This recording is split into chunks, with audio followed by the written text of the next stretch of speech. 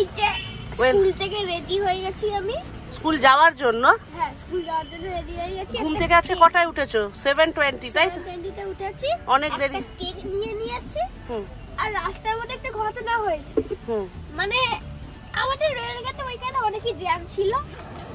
সামনে একটা লোক না মানে মোটরসাইকেল চালাচ্ছিল।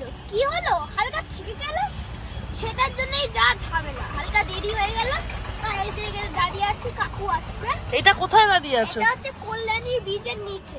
কল্যাণী ব্রিজ আর নিচে হচ্ছে গ্রাউন্ড। আচ্ছা, আর ওইদিকে হচ্ছে গঙ্গা, আর এইদিকে হচ্ছে তোমার স্কুল। কি গো, ডিম কি মুরগিকে তা দিয়ে পেরে আনলে? হ্যাঁ, ডিম একজনের সাথে দেখা হয়ে গেছে। হ্যাঁ, এই হই না বা আদা নিয়ে এসেছি, যেটা আমি কালকে ভুলে গেছিলাম। বাহ,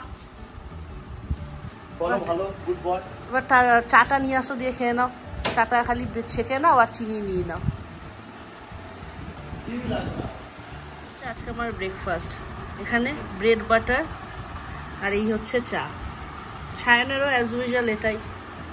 এখন এসছে বাবু, ছেলেকে স্কুলে দিয়ে কিন্তু বাড়িতে চলে এসছি। আর আজকে রাস্তায় কিছুই খাওয়া হয়নি, কেন কি রাস্তায় প্রথমত আজকে 7:20 ঘুম থেকে উঠেছি। মানে ছেলে আজকে সকালে ভাতও খেয়ে যায়নি, ব্রেড খেয়ে গেছে, টিফিন কিনে দিয়েছি।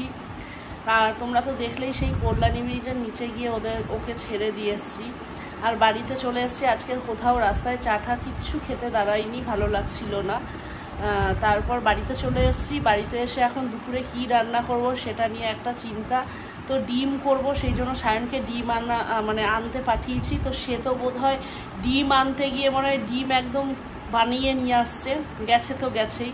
আর আমি এখন ব্রেকফাস্ট করছি। আমার ব্রেকফাস্ট হচ্ছে আজকে কি তোমাদের দেখাচ্ছি। হয়েছে তো টাচ হওয়ার সাথে সাথে আমাদের দোষ, ঠিক আছে? মনে নিলাম লোকের গাড়িতে টাচ হওয়া আমাদের দোষ। আমাদের গাড়িতেও যদি কেউ টাচ করে তোমরা বলতে পারো কি তোমরা কি তাহলে ছেড়ে কথা বলবে না? বলবো না, ঠিক আছে বলুক।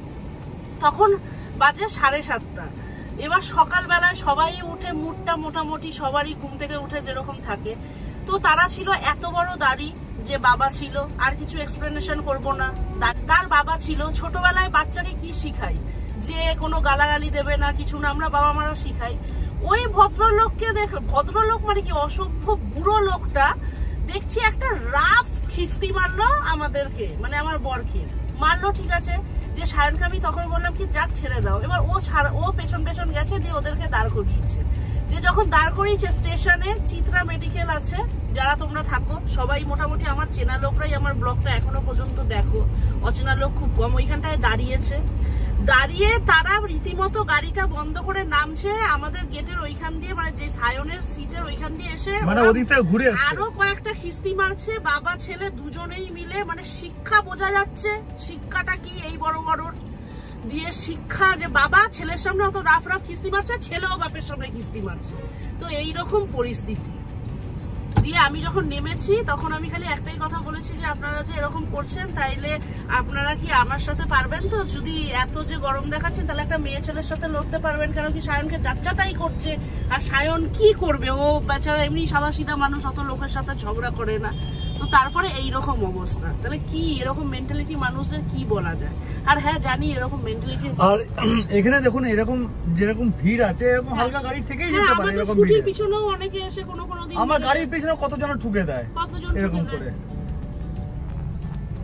তো এইরকম তো অবস্থা। তো তাও কি কাঁচা কাঁচা খিস্তি, আবার বাবার সামনে, মানে বাবার সামনে ছেলে মারছে, ছেলের সামনে বাবা মারছে, আর ডরও খিস্তি, যেটা আমরা মুখে উচ্চারণই করতে পারবো না। আর আমি তখন এইটাই বললাম যে জানি জাতপাত তুলে কথা বলা ঠিক না, আমিও বলি না, কারণ কি জাত তুলে যদি কথা বলা হয় অনেকে আমাকে অনেক কিছু বলতে পারে।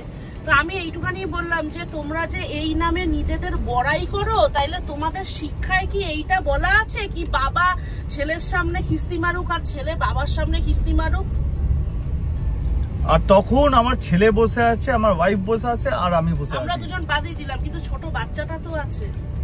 পুরো র খিস্তি। আর আনফরচুনেটলি আমাদের দুটো উইন্ডো খোলা ছিল। সত্যি বলতে ওদের তারপর যখন ভয় হয়ে গেছে, বাবা ছেলে দুজনেই একটু গাড়িটা চালিয়ে কোথাও লুকিয়ে গেছে। যদি বাপের ব্যাটা হতো আর যদি ও দাঁড়িয়ে যেত, তাহলে ওদেরকে আজকে বুঝিয়ে দিতাম যে কত ধানে তারপর চাল হয়। সামনে